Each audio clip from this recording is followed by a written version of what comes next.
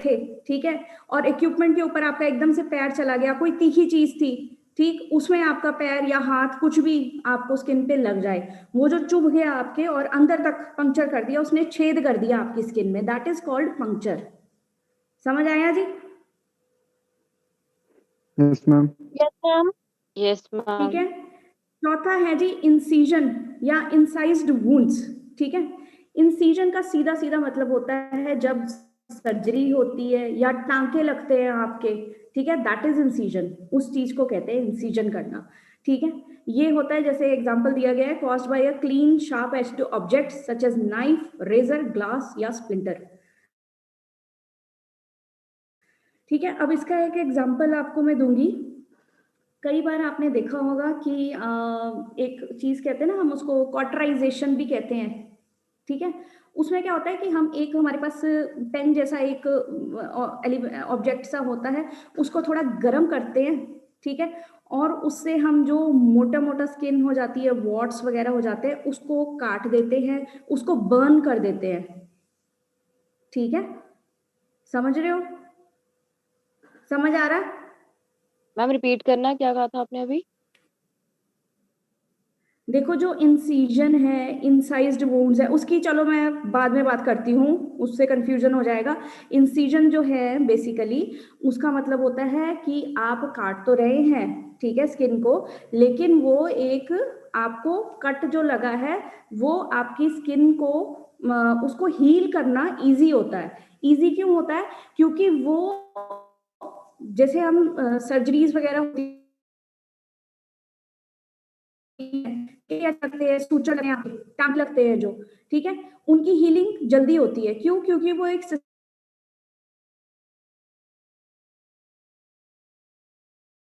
ठीक। तो कट में क्या होता है कि जो स्किन हमारी कट गई है वो बड़ा उसका जो अब मार्जिन्स कह लो, जो उसके मार्जिन्स होते हैं ना, वो बड़े इरेगुलर, इरेगुलर का मतलब कि एक जैसा ना होना, ठीक है। पर इंसिजन्स में वो एक जैसा होता है और उसको जोड़ना इजी रहता है, और जब वो जुड़ जाता है तो उसका हीलिंग बहुत जल्दी हो जाता है, ठीक है। ये होते हैं इंसिजन्स, ठीक, या इंसाइज्ड वुंड। फिर आता है इवल्जन। इवल्जन का सीधा सीधा मतलब होता है ट्रॉमा से रिलेटेड, ठीक है। ट्रॉमा मतलब दुर्घटना, ठीक। जब भी ये बड़ा फोर्सफुल ट्रॉमेटिक उसके कारण ही होता है, मतलब अपनी जगह से एकदम से बाहर निकल जाना, ठीक है। जैसे इसमें आगे ये फोटो भी दी हुई है कि इसमें आप देखो पूरी स्किन जो है छोटी होके पीछे चली गई है, कॉन्ट्रैक्ट होके पीछे चली गई है, और ये सारा टिश्यू जो है इस फोटो में आपको दिख रहा है लास्ट वाली में, ये सारा एक्सपोज्ड हो गया हमारा टिश्यू, ठीक है। तो ये जो इवल्जन इंजरीज है, इवन ये इतनी डीप होती है, कई बार बोन भी एक्सपोज हो जाती है, हमारी जो नर्व्स हैं वो कट जाती हैं, ठीक है। जब नर्व्स कटती हैं उसको कहते हैं न्यूरोटेमेसिस, नर्व्स का कट जाना। जब नस कट जाएगी, नर्व कट गई, तो हमारा क्या हो जाएगा, जिस पार्ट के वो सप्लाई कर रही थी ना, जिस पार्ट को, तो वो part we will not be able to move that, paralysis हो जाएगा, ठीक है। तो ये इवल्जन इंजरीज में बहुत कॉमन होता है, ये बोन तक डीप हो सकती हैं और नर्व्स भी कट सकती हैं इन इंजरीज में। ये 5 तरह की इंजरीज आपको समझ आई जी सभी को? बताइए। Yes yes ma'am. Ma'am. Yes ma'am. Yes ma'am. ठीक है। एब्रेजन का मतलब था रगड़ लगना, छिल जाना। लैसरेशन है कट जाना। कटना। पंक्चर है छेद हो जाना, ठीक है। इंसीजन है जब हम उसको टांके लगाते हैं, ठीक है। दूसरी चीज होती है इंसीजन में कि बाय चांस आपके किसी इक्विपमेंट में कोई तीखा इक्विपमेंट पड़ा था आपके फील्ड में और आपका पैर उस पर पड़ गया या आप गिर गए, उसके कारण आपको कट लग गया। फिर इवल्जन है प्रॉपर ट्रॉमा, ठीक है, हाई वेलोसिटी इंजरी, जिसमें कि नर्व भी आपका कट सकता है। स्किन की लेयर्स के बारे में मैंने आपको बता दिया। अब ये पूरी डिटेल में दिया गया है। एब्रेजन्स दे आर सुपरफिशियल वुंड, ठीक है, मतलब हमारी एपिडर्मिस तक सीमित रहते हैं ये, ठीक। जैसे कि एग्जांपल है टर्फ बर्न, मैट बर्न, ठीक है। स्ट्रॉबेरी वुंड इसको इसलिए कहते हैं क्योंकि इसका जो कलर होता है वो लाइट पिंकिश से रेडिश होता है, ठीक है, बहुत ज्यादा ब्लड नहीं निकलता है इसमें, राइट। तो large abrasion is a graze. Graze का मतलब समझते हैं क्या है? ग्रेज क्या होता है? एनीबडी? Graze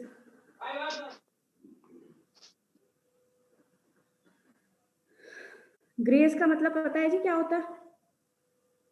smoothness ma'am. आपने सुना है कभी कि the animals are grazing in the fields? ऐसा कुछ सुना? स्टोरीज में, बुक्स में, स्कूल में पढ़ा होगा आपने। मैम घूमना, इधर उधर होना। ग्रेज, ठीक है। जैसे कि जो जितने भी हमारे हर्बीवोरस जो एनिमल्स होते हैं, हर्बीवोरस मतलब जो घास फूस खाते हैं, ठीक है, वो ग्रेज करना मतलब चरना, हिंदी में कहते हैं चरना, ठीक है। ग्रेज करना, बहुत धीरे से छूना, दैट इज ग्रेज, ठीक है। इसी से इसको उठाया गया है कि ये टर्फ बर्न, जैसे कि आप वहां पे रगड़ लग गई आपको अपने टर्फ से, या मैट पे बार बार गिर के रगड़ लग गई, तो हम उसको ग्रेज कह देते हैं, ठीक है। It is cause by friction, बार बार एक ही बात बताई जा रही है आपको, ठीक है। अगेंस्ट एनी रफ सरफेस, ठीक है, या फिर हार्ड सख्त कोई सरफेस हो उस पे, राइट। तो ये थोड़ा पेनफुल होता है, थोड़ी रेडनेस आती है इसमें, और ये बहुत जल्दी हील हो जाती हैं, ठीक है। फिर जो लैसरेशन है उसमें थोड़ी चिंता का विषय होता है। ये लैसरेशन में जो कट लगता है, जैसे ये फोटो में दिखाया गया है, हमारी स्किन है, एपिडर्मिस चला गया, हमारा डर्मिस चला गया और फैट तक चला गया, और फैट से मसल तक भी लैसरेट हो सकती है, ठीक है। कट मसल तक भी जा सकता है, depending on the type of, आप कह सकते हो, ट्रॉमा। अगर ज्यादा जोर से इंटेंस ट्रॉमा था तो वो मसल तक भी इम्पैक्ट जा सकता है, अगर कम था वो आपके डर्मिस तक भी जा सकता है, ठीक है। इसमें जैसे मैंने बताया इररेगुलर मार्जिन्स, ठीक है। और दूसरी चीज कैसे होता है ये contact from a blunt force. Blunt का मतलब क्या होता है जानते हैं? What is blunt? Anybody?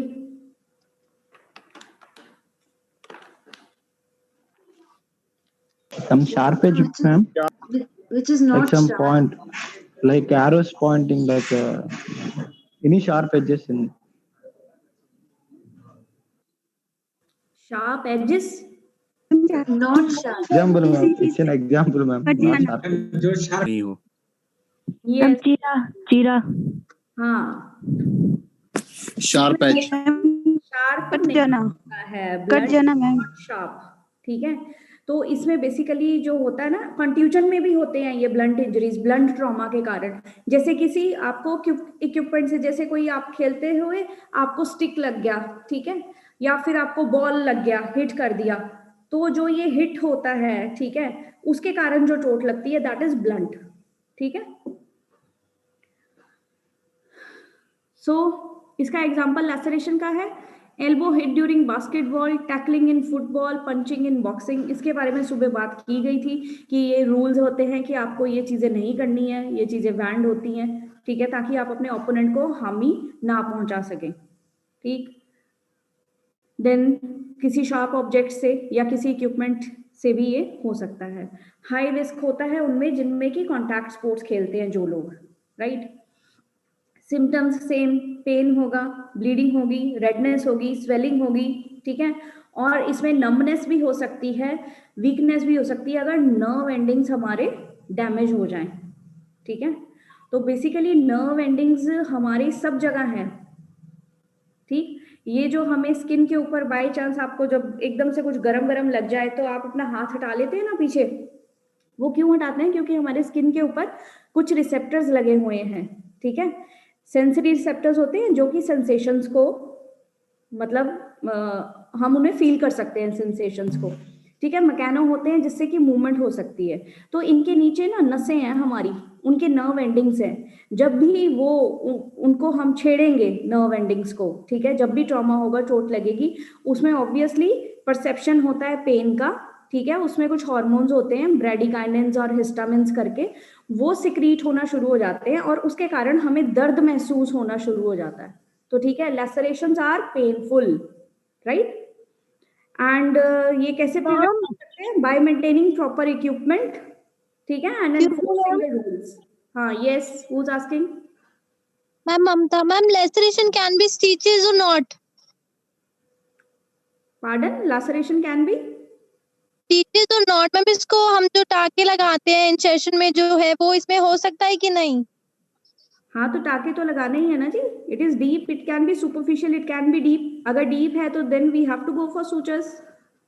Yes ma'am. Ma'am जो इंसेशन में है मीन्स वो थोड़ा मतलब वाइड कम होता है और ये वाइड ज्यादा होता है लेसरेशन में. It depends on, हाँ ममता, it depends on the severity. ठीक है? Okay ma'am. Okay ma'am. Depend करता है. Okay ma'am. फिर आ गए आपके इंसाइज्ड वुंड्स एंड कट्स. ठीक है, दे कैन बी सुपरफिशियल और डीप, राइट. रेगुलर होते हैं इनके मार्जिन ज्यादातर. ठीक है, और जैसे कि पहले बताया गया, नाइफ, ब्लेड, सीजर्स वगैरह से हो सकता है. अगर हम स्पोर्ट्स की बात करें तो जैसे फेंसिंग के जो वेपन्स हम यूज करते हैं, ठीक है, और बॉक्सिंग में ओपोनेंट पंच हो गए, हेड बटिंग एक्सेट्रा, फुटबॉल, स्टड्स, इन सब के कारण हो सकता है. और इनको जो करते हैं ट्रीटमेंट, दैट इज सूचरिंग. ठीक है, पंक्चर्ड वूंड मतलब छेद हो जाना बाहर से स्किन में, और ये डीप होता है जैसे इस फोटो में दिखाया गया है, आपके मसल तक जा रहा है. ठीक है, और इसमें से penetration of skin bye sharp object, जैसे कि मैंने ऑलरेडी आपसे डिस्कस कर लिया है ये. अगर किसी को कोई डाउट है तो आप पूछ सकते हैं साथ के साथ. ठीक है, और इसको थोड़ा कवर करना जरूरी है. क्यों? क्योंकि इसके अंदर ये एक माध्यम बन गया, स्किन हमारी खुल गई है, और इस खुलने की वजह से स्किन के, क्योंकि इसको हीलिंग में टाइम लगेगा, इसके अंदर कोई भी माइक्रो ऑर्गेनिजम्स, कोई भी बैक्टीरिया, कीटाणु बड़े इजीली हमारे मसल तक अंदर प्रवेश कर सकते हैं. ठीक है, तो इसका हमने प्रॉपर केयर करनी जरूरी है. इवल्जन्स, जैसे कि मैंने बताया, और इस फोटो में भी बिल्कुल क्लियर है कि बहुत ज्यादा हाई वेलोसिटी अगर ट्रॉमा हो तो ऐसी इंजरीज आती हैं. ठीक है, इसमें की स्किन भी डिटैच हो जाती है, मतलब अलग हो जाती है. ठीक है, जुदा हो जाना, अलग हो जाना, इवल्स्ड. ठीक, और ये जो है जैसे क्रश इंजरीज, मशीनरी कोई चला रहा था, मशीन वर्क, फैक्ट्रीज में लोग काम कर रहे हैं, ठीक है, हाथ आ जाता है कई बारी किसी मशीन में, मोटर में, उसके कारण भी इवल्शन इंजरी होती है. कोई फिजिकल ट्रॉमा हो गया, एक्सीडेंट, रोड ट्रैफिक एक्सीडेंट्स जो होते हैं, राइट, उसमें हो जाता है, वो सारी स्किन आपकी निकल जाती है, और नीचे के टिश्यूज, इवन बोन तक भी एक्सपोज हो जाता है, और कई बार नसें भी आपकी कट जाती हैं. तो इसका जैसे सुबह डॉक्टर ने बताया था कि हमें जब भी ऐसा हो तो उस पार्ट को, जो भी आप फर्स्ट एडर साथ है, फर्स्ट कॉन्टैक्ट पर्सन जो भी साथ है, जिसके साथ दुर्घटना हुई है, उनको हमने, उनका जो भी पार्ट अगर अलग हो गया है, उसको हमने फटाफट से क्या करना है, एक साफ सुथरे कपड़े में, अगर आपके पास कुछ नहीं है, देखो नॉर्मल हम लेके तो चलते नहीं है ये सलीन सोल्यूशन एंड एवरीथिंग, तो अगर कुछ भी नहीं है तो उसको नॉर्मल आप लपेट लीजिए किसी साफ कपड़े में, और जल्दी से जल्दी आप इमरजेंसी सेंटर पहुंच के, ठीक है, वो डॉक्टर को दीजिए ताकि वो आगे का प्रोसीजर कर सके. ठीक, और अगर हमारे स्पोर्ट्स में ऐसा हो जाता है, स्पोर्ट्स में थोड़ा ये अनकॉमन है, अगर हो भी जाता है तो हमारे पास, सबके पास एक फर्स्ट एड किट रहती है, और उसमें ये सारी चीजें डॉक्टर ऑलरेडी इसका प्रबंध करके रखते हैं. तो फर्स्ट एड की अगर बात करें, सबसे पहले तो हमने खून को रोकना है. ठीक है, तो we have to stop the bleeding, और सबसे पहले ये कैसे कर सकते हैं, कंप्रेशन देके, ठीक है, दबाव देके. ठीक, अब इसमें क्या होता है, minor cut and scraps usually stop the bleeding on their own. ठीक है, थोड़ा बहुत तो अपने आप ही वो रुक जाता है अगर माइनर इंजरी है, राइट. अगर नहीं तो हमको क्या करना है कि हमें जेंटल प्रेशर देना है. ठीक, एक आपने देखा होगा कई बार ना बहुत ज्यादा, एक आपने टॉर्निक्वेट वर्ड सुना है किसी ने, टॉर्निक्वेट, एनीबॉडी? मैम टेनिक्वाइट सुना है, गेम होता है tourniquet, ring ring ring type. TOR, टॉर्नी, NIQUET, टॉर्निक्वेट एक ऐसा बैंडेज या एक पट्टी होती है जिससे कि हम कंप्रेशन करते हैं.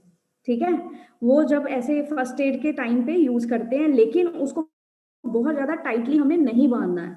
ठीक, आपने देखा होगा बहुत ज़्यादा वीडियोस वगैरह में उसमें कि जैसे कई बार स्नेक बाइट भी हो जाती है ना, तो हम देखा ना आपकी फटाफट एक कपड़ा बांध देते हैं उसके ऊपर वाले हिस्से पे ताकि जहर आगे ना फैले, ठीक है। तो it works as a tourniquet, ठीक है।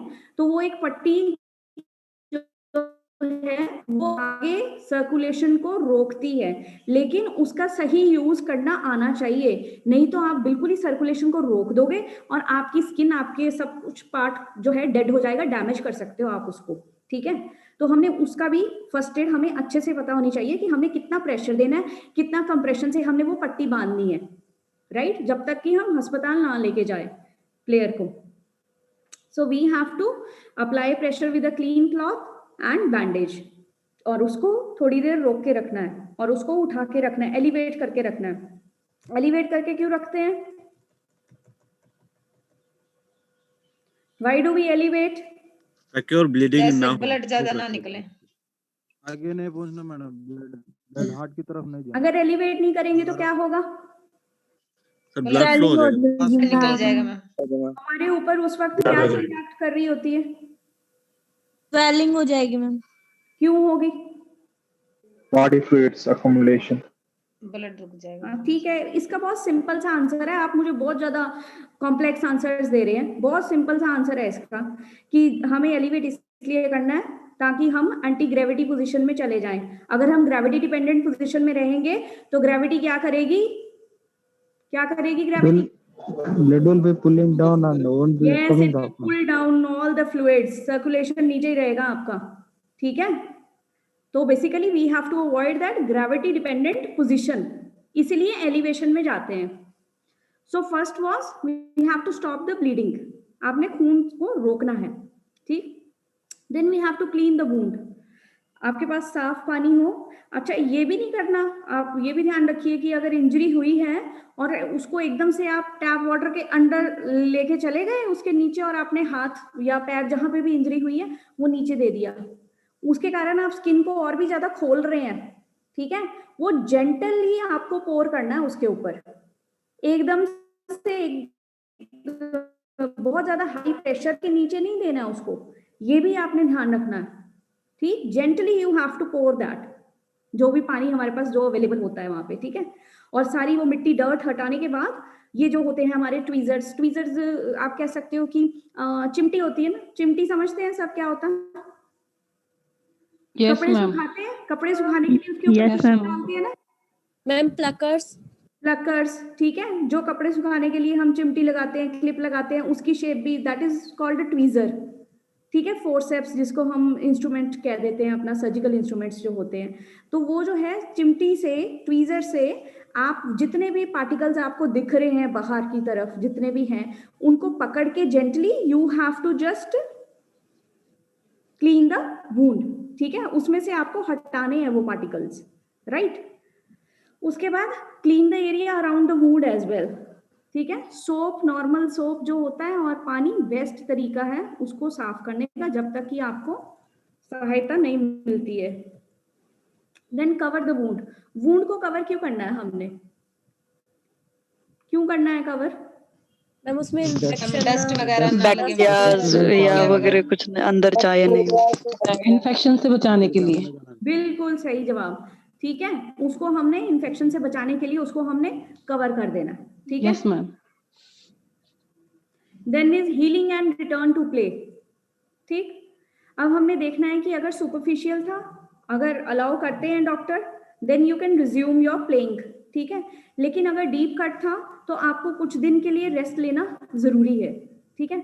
बेसिकली जब भी हमारे चोट लगती है तो सबसे पहले क्या होता है, क्लॉटिंग होती है। क्लॉटिंग का मतलब होता है खून को रोकना, ठीक है। ये बॉडी का नेचुरल मैकेनिज्म होता है, अपने आप ये हम सब में है।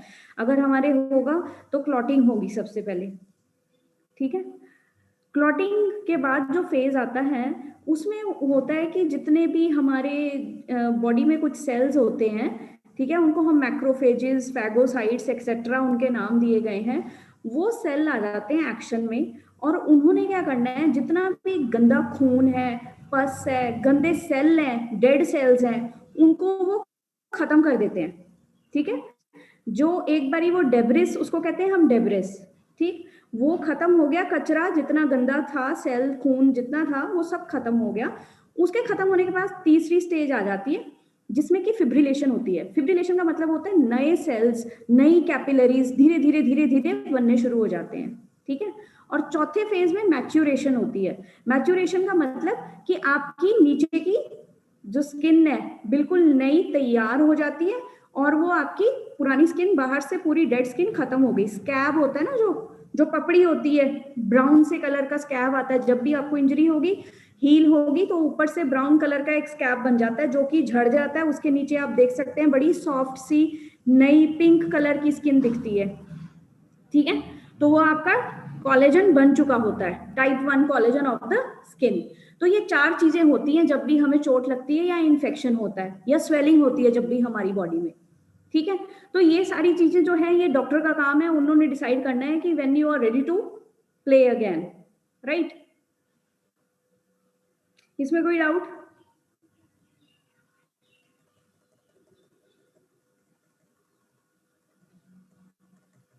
No doubt, very good.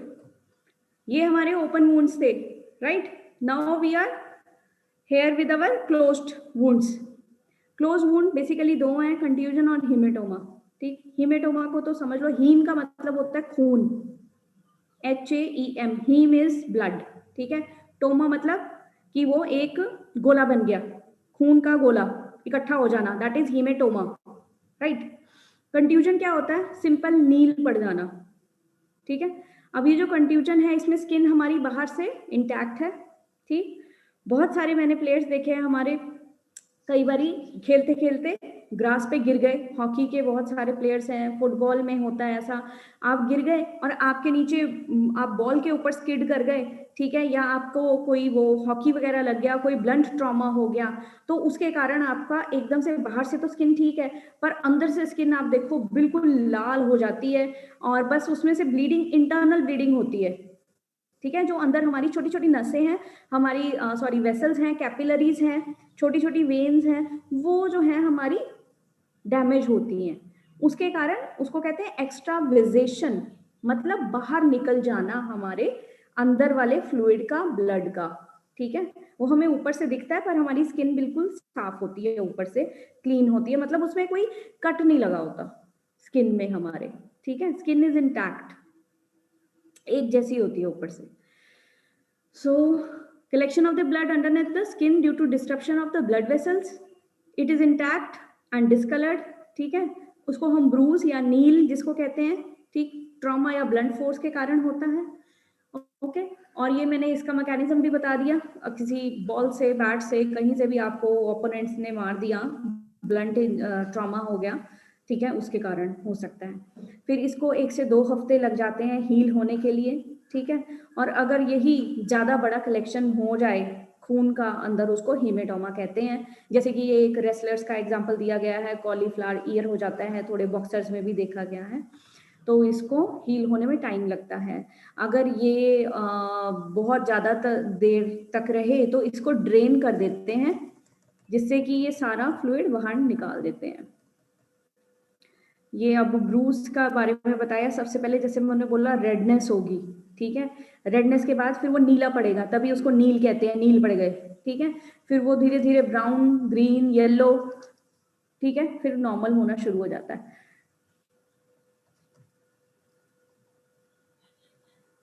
ये फोटोज के साथ एग्जांपल दिए हुए हैं आपका क्वाड्रिसेप्स का, और ये एब्डक्टर्स के पास कंट्यूजन हुआ है, ब्रूज है, ये पैर के ऊपर है, ठीक है।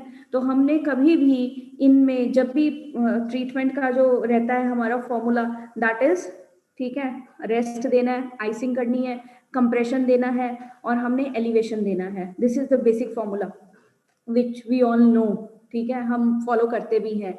एंड हमने क्या नहीं करना है, do not harm for heat नहीं देनी इसको, ठीक, और कोई अल्कोहल नहीं लेना है, रबिंग नहीं करनी, मसाज नहीं करनी, ठीक है। मसाज करने से हम क्या कर रहे हैं, वहां पे और ज्यादा हम सर्कुलेशन को एकदम से एनहांस कर रहे हैं, और रबिंग करके उसको हम मसल तक इंजर कर सकते हैं, ठीक है। तो ये सारी चीजें हमने अवॉइड करनी है when we have this kind of problem.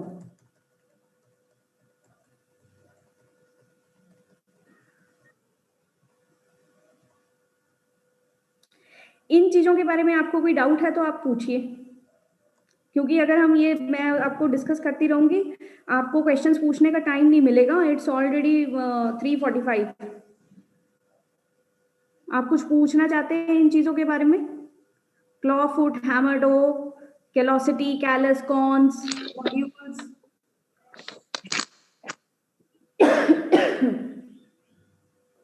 Yes ma'am. हाँ जी पूछिए। मैम थोड़ा थोड़ा डिफाइन कर दीजिए, आपका समझ में ज्यादा बेटर आ रहा है। देखो बेसिकली ये होता क्या है ना, हमारी स्किन जो है ना थिक हो जाए, मोटी हो जाए, हार्ड हो जाए, ठीक है, उसको हम कहते हैं कैलोसिटी हो जाना। ठीक है, अब इसमें ये जो कॉन्स है आगे की स्लाइड में बताया जाएगा इसके बारे में। मैं आपको जो हमारे स्पोर्ट्स से रिलेटेड है वो चीजें बताने में ज्यादा रुचि रखती हूँ। जैसे कि हमारे ये है क्लॉइंग ऑफ द टोज, ठीक है, हैमर टो। अब ये जो हैमर टो है ना, इसको मैलेट टो भी कहते हैं। इसमें बेसिकली होता क्या है कि हमारे जो मसल्स, जो टेंडन, जो लिगामेंट हमारे पैरों की उंगलियों को, ठीक है, स्ट्रेट रखने में हेल्प करें, उनमें अगर कोई इम्बैलेंस आ जाए, ठीक है, उस मसल इम्बैलेंस के कारण हमारे ये प्रॉब्लम फेस करनी पड़ सकती है हमें। ठीक है, जैसे कि आपके पैर का आर्च जो है, ठीक है, जो उसका शेप है वो आर्च काफी हाई हो, ठीक है, मतलब ऐसे हो, ज्यादा हो, ये ऐसे। एक तो होता है फ्लैट फुट, एक होता है ये कैवस, कैवस कहते हैं हाई आर्च को। इस पोजीशन में हो, ठीक है, तो क्या होगा, तो जो हमारे पैर के जो बॉल्स ऑफ द फुट कहते हैं उसको, टोस के नीचे, पैर के नीचे जो हमारे पैर की जो उंगलियां हैं उनके नीचे के हिस्से को कहते हैं हम बॉल ऑफ द टोस, ठीक है, और हील, वहां पे हमारे ज्यादा प्रेशर पड़ता है, ठीक, तो उसके कारण मसल इम्बैलेंस हो जाता है। ठीक है, और इल फिटिंग शूज, इन सब चीजों का मेन कारण जो है जूते आपके सही ना होना। ठीक है, आपके पैर के शेप के, साइज के, आर्च के अकॉर्डिंगली आपका यूज करना शूज को। अगर हम नहीं कर रहे हैं हार्ड सरफेस पे बल्कि और ट्रेनिंग कर रहे हैं, घिस गई है सोल हमारी, तो ये हमें समस्या आ जाती है हैमर टो की। ठीक है, और एक होता है क्लॉइंग ऑफ टोज। क्लॉ का मतलब होता है जैसे ये उंगलियां हैं, मैं ऐसे करूंगी, दिस इज क्लॉ, ठीक है, मतलब आप जैसे इसको कैसे समझा सकते हैं, हम जैसे डिगिंग करते हैं, ठीक है, मतलब आपने जमीन में खोदना, ठीक है, खोदने के लिए हम इस पोजीशन में जाते हैं ना, ऐसे ऐसे करते हैं, ठीक, तो ये क्लॉइंग ऑफ द टोज।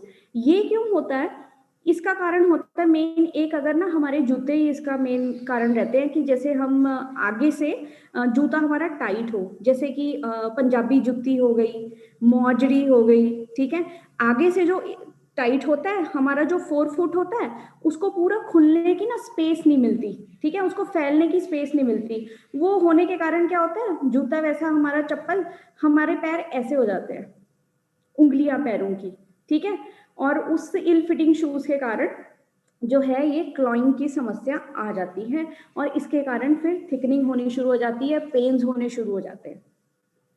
ठीक है, और ऐसे ही फ्लैट फुट पे क्या होगा, जो आपका सोल है वो प्रॉपर, आपका जो प्रेशर पॉइंट्स हैं वो वेट बेयरिंग पॉइंट्स के ऊपर वेट प्रॉपर नहीं आता, और उसके कारण भी हमें पेन होता है, और उसके कारण हमें शिन पेन भी हो जाता है। ठीक है, तो ये हमें बहुत ध्यान रखना है अपने शूज का।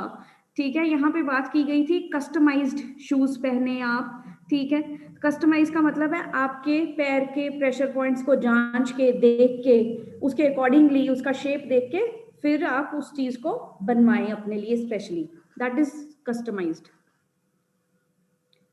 समझ आया जी? Yes ma'am. फिर काउंट्स की बात करते हैं। ठीक है, ये जो फोटोग्राफ है ये इस शेप के कॉन्स होते हैं, ये हमारे प्रेशर पॉइंट्स पे ज्यादातर पाए जाते हैं, पैरों में होते हैं, अगर हाथों में हो इनको हम वॉट्स कहते हैं, WARTS, वॉट्स।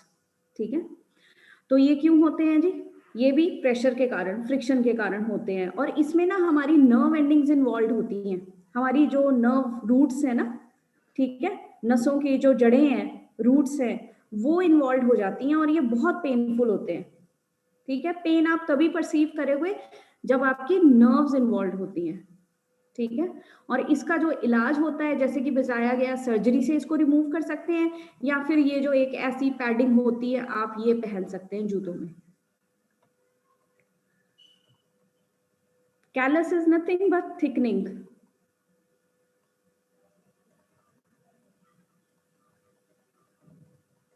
फिर ये एथलेटिक नोड्यूल्स हैं, बहुत कॉमन समस्या है ये, ठीक है। तो इनमें भी क्या होता है, जो आपके मोस्टली जो हम इक्विपमेंट्स यूज करते हैं उसके साथ रगड़ लग के कारण ये समस्या आ जाती है, ठीक है। तो इसमें हमने जो भी ध्यान रखना है, अपना कॉटन की चीजें ज्यादा यूज करें आप, ठीक है। और जब ये होता है इसको थोड़ा खुला छोड़ें, ठीक, इसका प्रॉपर इलाज करवाएं डॉक्टर के पास जाके, ठीक है। और इनको क्लीन रखें, साफ सुथरा रखें। ब्लिस्टर के बारे में पहले ही मैंने जवाब दे दिया आपको क्वेश्चन का, ठीक है।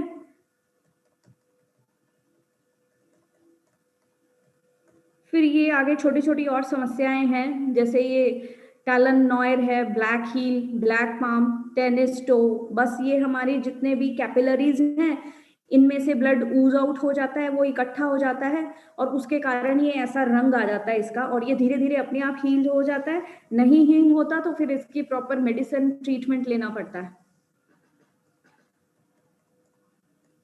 जैसे ये आप देखो, ये जैसे हमारे तिल भी होते हैं ना, कई तिल समझते हैं ना आप, मोल्स जैसे होते हैं, ठीक है, बट Yes, वो ma'am. इंजरी की कैटेगरी में नहीं आते। फिर आ गया एक्ने, मैक्निका, ठीक है। जैसे बताया था कि आपको कोई भी माउथ गार्ड आप लगा रहे हैं उसके कारण हो गया, या आपने शोल्डर पे गार्ड्स पहने हुए थे उसके कारण, फ्रिक्शन इंजरी के कारण ये ऐसी हालत हो जाती है, ठीक है। तो इसको हम कैसे ट्रीट करते हैं, कुछ जेल्स आते हैं मार्केट में, एस्ट्रिंजेंट वगैरह होते हैं, ठीक है। बेसिकली ये क्या करते हैं, क्लिनजिंग करते हैं हमारी स्किन की। क्लिनजिंग मतलब साफ कर देना उसको, ठीक है। और एक नेचुरल एस्ट्रिंजेंट पता है आपको क्या होता है, फ्रूट्स, जो फल खाते हैं ना हम, दे आर नेचुरल एस्ट्रिंजेंट्स। वो हमारी बॉडी में, हम कहते हैं ना कि हमें ज्यादा एंटीऑक्सीडेंट्स लेने चाहिए, फ्रूट्स में एंटीऑक्सीडेंट्स बहुत होते हैं, सुना आपने? Yes ma'am. मैम। जो फ्रूट्स है ना उसमें एस्ट्रिंजेंट प्रॉपर्टी होती है। हमारी बॉडी सेल्स में जितने टॉक्सिन्स होते हैं ना, जितना भी कूड़ा कचरा होता है हमारा इकट्ठा हुआ, वो सबको बाहर निकाल देते हैं। Fruit is a natural astringent, ठीक है। फिर है जी पीजोजेनिक पैप्यूल्स, जैसे कि मैम ने बताया था, कुछ भी नहीं है, सिंपल फैट इकट्ठा हो जाता है छोटा छोटा, ठीक है। और ज्यादातर ये पेनलेस रहता है, और हम इसको कैसे कर सकते हैं, ये सिलिकॉन फिलर्स के थ्रू, ठीक है। Silicone gel pad, heel pads होते हैं, मोस्टली बहुत लोगों ने ये यूज किया होगा। फिर इसकी प्रिवेंशन आ गई, जैसे हम बार बार एक ही बात पे चर्चा कर रहे हैं कि आपका फुटवेयर, आपके जो जूते हैं वो सही होने चाहिए, उसका इंसोल सही होना चाहिए, राइट। आपके जो प्रोटेक्टिव इक्विपमेंट्स है, पैडिंग है, उसको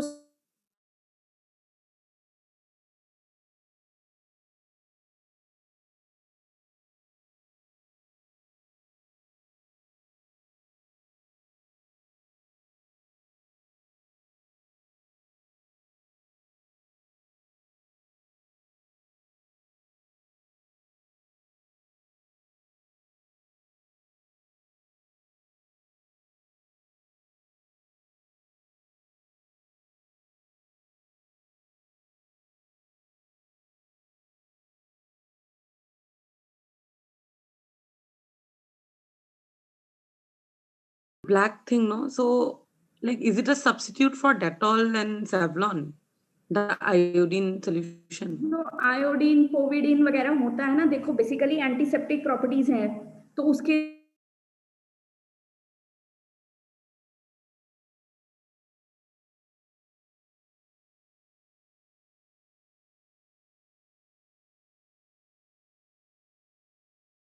मतलब आपको जहां पे इंजरी है उसके ऊपर और नीचे के भाग को, ठीक है। सपोज आपको एल्बो पे इंजरी आ गई तो आप अपने शोल्डर को और अपने रिस्ट को हिलाइए, so that blood circulation is maintained और वो एनहांस हो जाए, बढ़ जाए, तो आपका हीलिंग और जल्दी हो जाएगा। Okay, thank you ma'am. Okay ma'am जैसे प्लेयर्स का फ्लैट फुट होता है तो मैम उसको ऑन करो। Yes ma'am. मैम जैसे प्लेयर्स का फ्लैट फुट होता है कई प्लेयर्स का, तो मैम उसको ठीक करने के लिए हमको एनी एक्सरसाइज कोई बता सकते? जैसे मैं फील्ड पे जाती हूँ तो एक प्लेयर है, देखो ये क्वेश्चन इस क्लास से रिलेटेड नहीं है, फिर भी मैं इसका थोड़ा सा आंसर तुम्हें दे देती हूँ।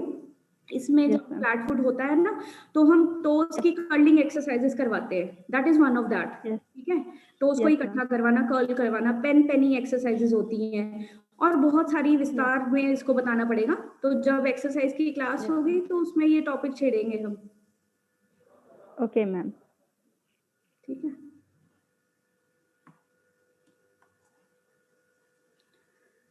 चलिए फिर मैं पूछ लेती हूँ questions.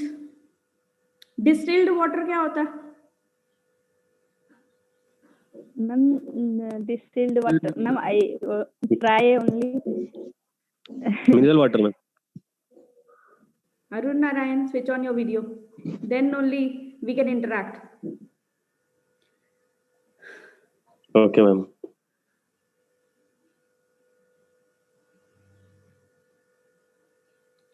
What is distilled water? Pure water. Used in battery. Clean water.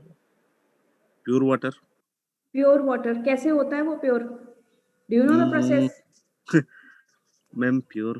Either by heating,